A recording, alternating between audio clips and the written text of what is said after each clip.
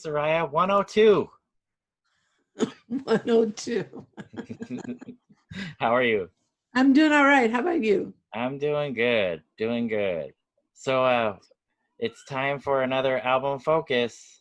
I think so. I think that's a good way to start us off. Can we say Paisley adjacent album focus? I'm not going to start this. This is an album we enjoy. How about that? Yes. And definitely in the Paisley universe. Yes, definitely. So we're going to be talking about Green on Red's Gravity Talks album. Yep. I say we jump into it. Let's do it. Hi, this is Soraya. And this is Jeff. Our podcast is called Paisley Stage Raspberry and Rhyme. A podcast where the two of us play music that we like and share anecdotes and background about the tunes. We hope you'll join our conversation. And without further ado, a grooviar. Let's get groovy. So, Gravity Talks by Green on Red. This album came out in 1983 on Slash Records. I have two copies of it. 2 album copies. Two copies? Yeah, I have a promotional copy that I got from Slash. Right. And then a few years ago, I ordered a Japanese pressing. Ooh, what's the difference between the two? The Japanese pressing sounds better. It's just crisper and clearer, but otherwise they're the same songs. No additional tracks or No, it just sounds much better. So yeah, I had to get a Japanese pressing. Sounds good. This is my favorite Green on Red album. So it's a really good one. Yeah. The band at the time was Dan Stewart, who was in the band the entire time, playing guitar and singing. Our buddy Chris Kakovez doing everything: guitar, lap steel, electric piano, regular piano, singing. Who's also been on a guest on our show a couple times. Yeah. Speaking of which, Jack Watterson is the bass player, and the late Alex McNichol is the drummer at the time, who's no longer with us. So I love this album. It was recorded, according to the notes that I see, at Quad Tech Studio in Los Angeles in July of '83 and released later in the year. So this is an album that I was trying to remember where I came to Green on Red, and my memory's pretty fuzzy, actually. They weren't part of Radio Tokyo, so it wasn't that. I think the way that I came to Green on Red was because as a result of the Danny and Dusty record that we had talked about on a previous episode with Ronnie. I think after I saw that Steve Wynn and the guys were part of that, and the Long Rider guys were part of that project with Danny and Dusty, and I bought that, is where I started to learn about Green on Red. So I went back and I got this album, Gravity Talks, and then from there I went back to their first EP that was released prior to this, and then everything afterwards. But I think that's how I came to Green on Red. Do you remember how you first heard about them? I remember someone recommending it and me giving it a listen. Like, I'm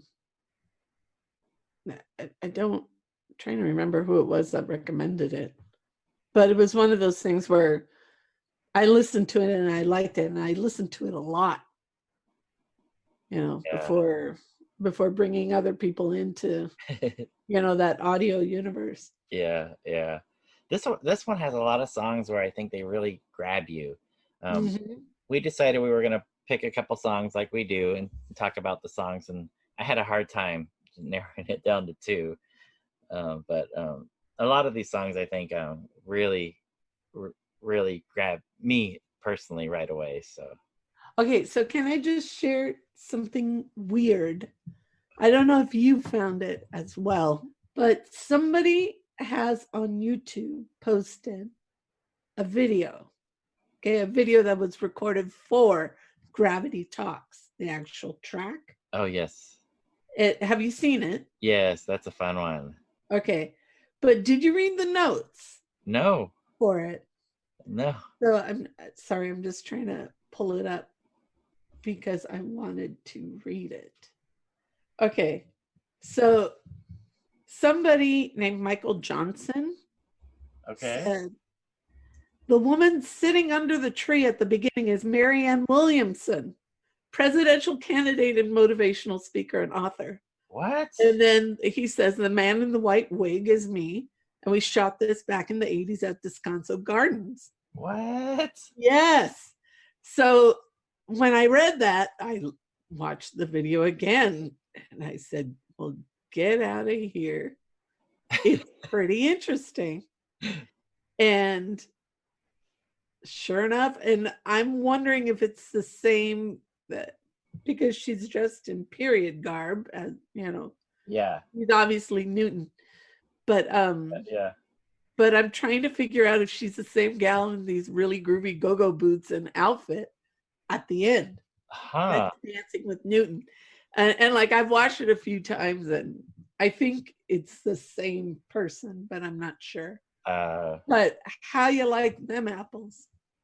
I thought it was funny when I went, what? How do you like them apples? I like how you did that. Well, sorry, pun non intended, but good nonetheless. So yeah, anyways. Oh, that's hilarious. It's just a little bit of trivia. That is cool. Now, I don't know for sure that whether I'm going to assume I'm going to take this guy's word for it. Yeah.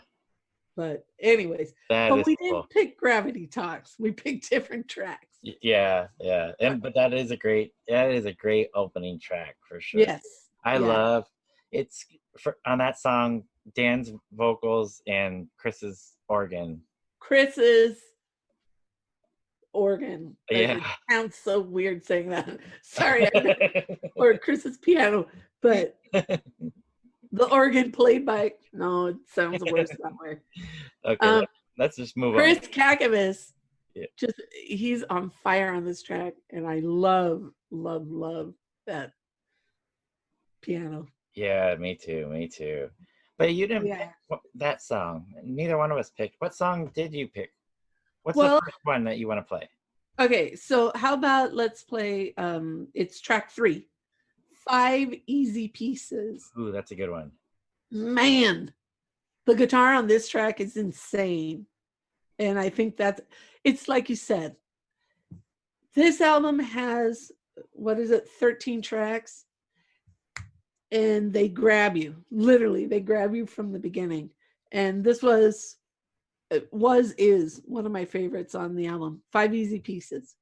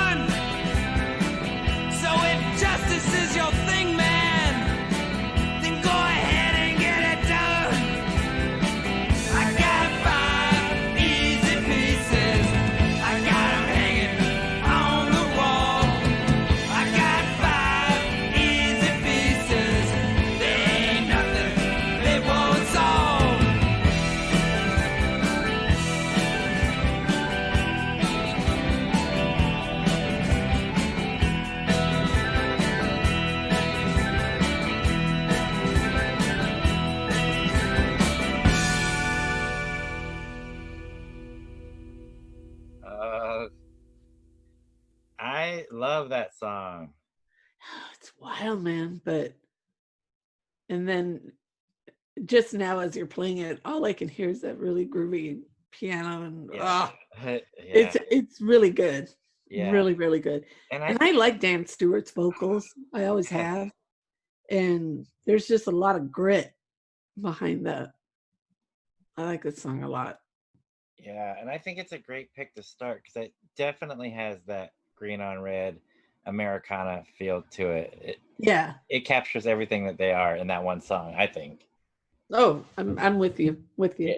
So I'm not sure if it's influenced by the 1970s Jack Nicholson film of the same name, maybe. Who knows? But I think he was an oil rigger and one of those tough, rough guys, and it in the song Dan Stewart sings about about a gun and getting it done, and just green on red Americana at its best. Look, Dan Stewart tells a really good story Yes. in a song. Yes. And I mean, he's written books on his own, and you can access those and get those, and I highly recommend them. But I just love how he weaves a tale through a song. And for me, 5 Easy Pieces is one of those. It's really, I don't know, it just grabs you. I like it. I like this song a lot. Yeah, it's great. It's a great pick. So All right. for mine, I'm going to jump to side 2. Actually, Go. both of my picks are from side 2. Yep. My first pick is the 4th song on side 2, Abigail's Ghost. There's a few things that I like about it. I like that there's not really a chorus on it. It's just verse, musical interlude, verse, musical interlude. So it's got an interesting arrangement to it that I really like. And the guitar parts that on the little musical interlude sounds like I want to say like garage 60s-ish. And in my opinion, this is their most Paisley Underground type album out of all of their releases. I think they get a little bit more Americana, even more so as they go along, but especially with the organ. And this song to me has that kind of post-punk television type guitar that's choppy. I love the song. I love how the guitars come in, and again, the arrangements I think are really cool. But I say we give it a spin. This is Abigail's Ghost.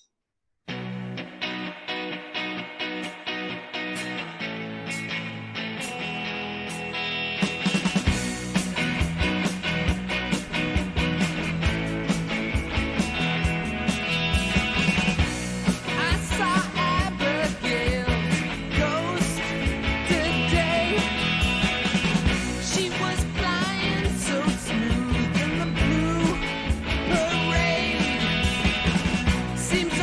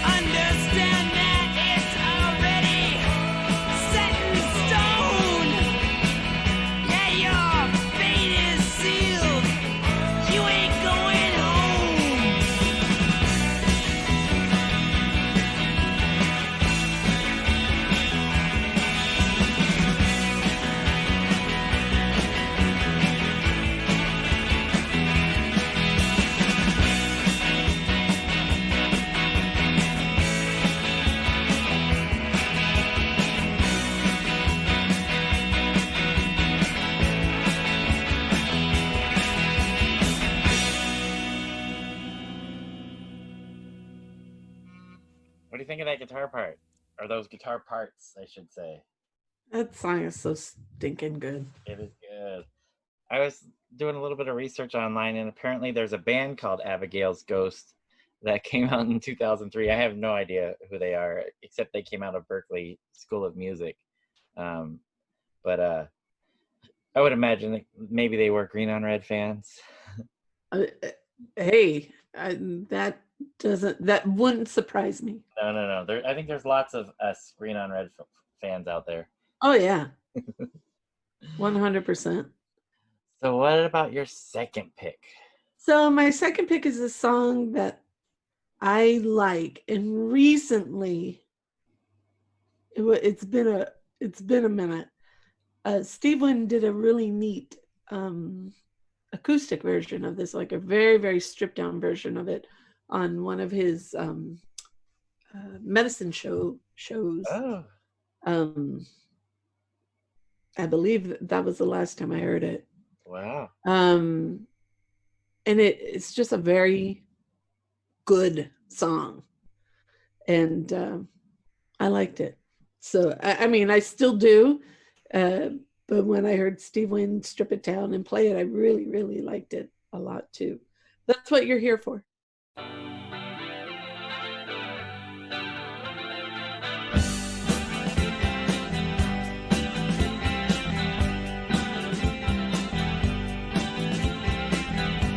might find yourself alone on your own without a home.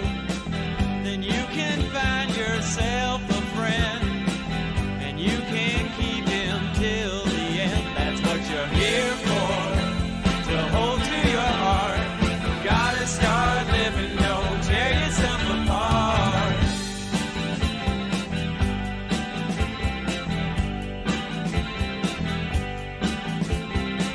And you can call the world a toy, and you can swing it from a string. You can call yourself a friend, the only one who'll be there in the end. That's what you're here for, to hold to your heart.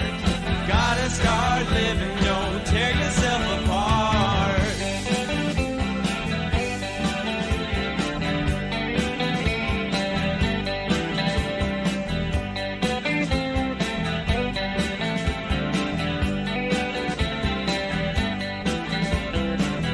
Walking down an empty road, kicking dirt and asking the sky, is life a world I'm living in, or just the answer to the reason why? That's what you're here for, to hold to your heart.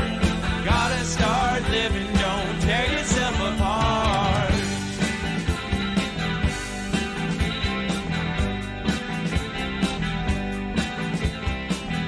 Now it's getting near the end, time to start all over again.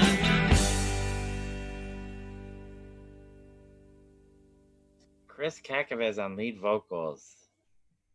I love it. I like this song so much, and Chris's vocals are really, I don't know, I like Chris singing, and we've told him as much, and it's just a good song. It's heartfelt. I like it. Yeah, you mentioned that Steve Wynn did that version on his live performance. There's also a YouTube live performance of Chris and Steve somewhere in Europe doing a version of it that's really, really good too. Yeah.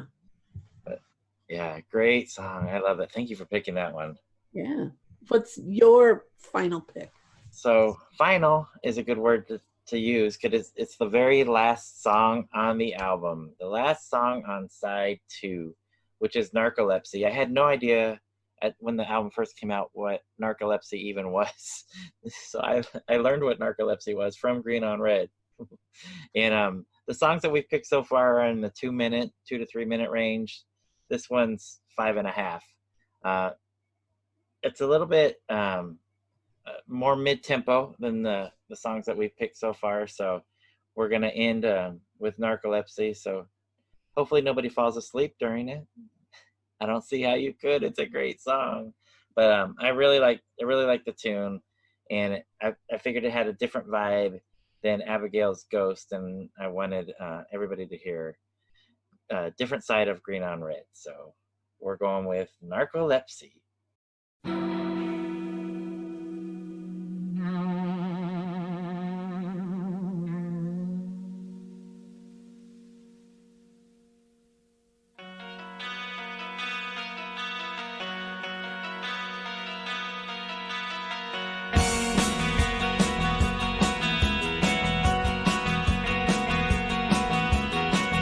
Imagine walking down a road, headlights flashing in rows, 4x4, 4x4. Then I start turning, screw into the earth. Then I start changing, flying like a bird. Now I go to sleep. These dreams I really can't keep. Narcolepsy.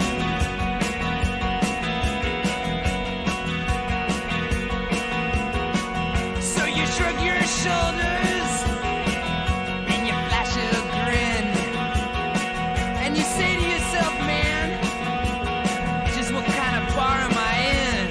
Am I in? Then you see Sarah and her 14 mules. She's gonna take you to Mexico, to the town of fools. Now I go to sleep. These dreams I really can't keep. Narcolepsy.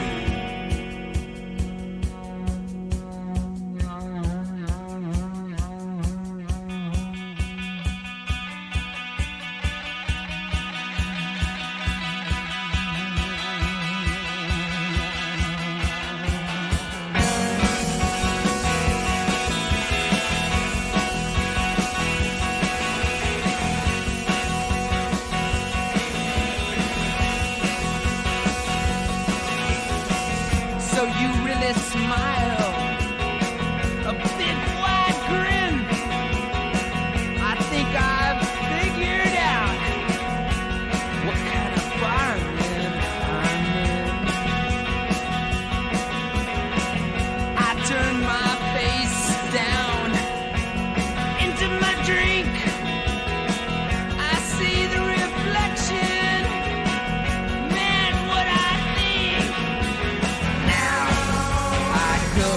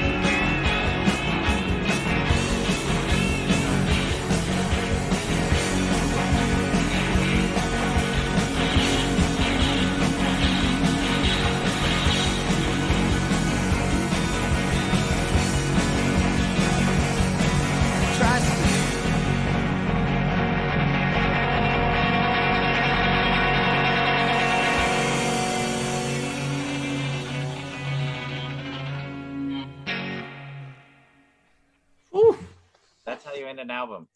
Dude, that's like sticking the dagger. Yeah. Boom. I also wanted to mention that I really like the arpeggio guitar, the way they're picking guitar parts. And we've mentioned Chris, we've mentioned Dan, but Jack Watterson on this song, the bass has a very cool bass line that keeps this song together. And then at the end, some of those are in the breakdown and the end. I don't know if it's Dan or Chris playing, but they do this ascending thing on the guitar where it sounds kind of dissonant, a little off, a little spooky, creepy. I don't know, but I love that. It's like a little experimental side going on with Green on Red, and just them getting all crazy and just ending the song like that. But I think it's a great way to end the album. Whew, it's a fantastic track. Yeah. And you and I have always, you and I talk a lot about the thought behind track listings and track placement. But also, you and I have also talked about how side twos are places for a lot of different tracks, and I think in the 4 tracks that we've picked today, granted, it's just 4 out of 13 tracks, but you see it's real variety of focus, of arrangement, vocal style, but all very emblematic of what Green on Red was. It's hard to say or put them in one category because they tend to kind of go all over the place. It's a really good album and a really good variety of tracks, and you get to see how they shine on all of them. And between Chris Kakavas throwing every instrument that I think he knows how to play at us, and then Dan and on guitars, and Jack just being ridiculous on bass. I mean, I don't know. You get a lot on this album. Agreed. Yeah. Agreed. And if it's been a while since you've listened to it, go back, pull it out, listen to it again. Yes. Bloody good. Yes. And we were mentioning the connections to the Paisley Underground, and with Steve Wynn having a connection with the band. But also on this album, Matt Pucci from Rain Parade plays on a track, Snake Bit, which is really cool too. So So there's that connection to it, as well as them all being friends and hanging out. I think Matt had told us that Green on Red was one of the best bands that ever came out of that scene, or any scene. Right. So great album. Like Soraya says, if you have not listened to this recently, I suggest you pull it out and give it another spin. And if like me, it was not in your collection for a number of years, a lot of my albums just, things went by the wayside. You can find good copies. The streaming services have it. Oh, good. That's good. And I did like a search for physical copies, and they're out there. They're out there. But such a darn good album. I'm glad they gave it to us. Yes, me too. And I'm glad we may have to ask Chris Kakavas about 5 Easy Pieces and what the inspiration behind that is. Yeah, let's do that. Yeah. But gente, agruviar. Groove on, Paisley people.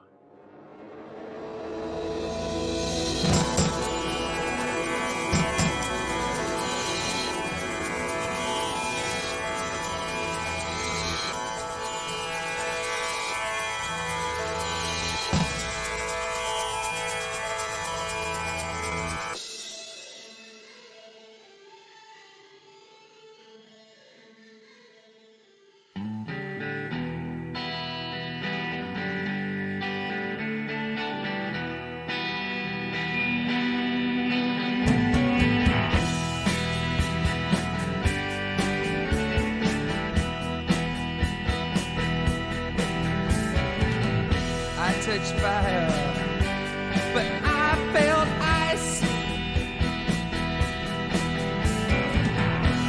everything was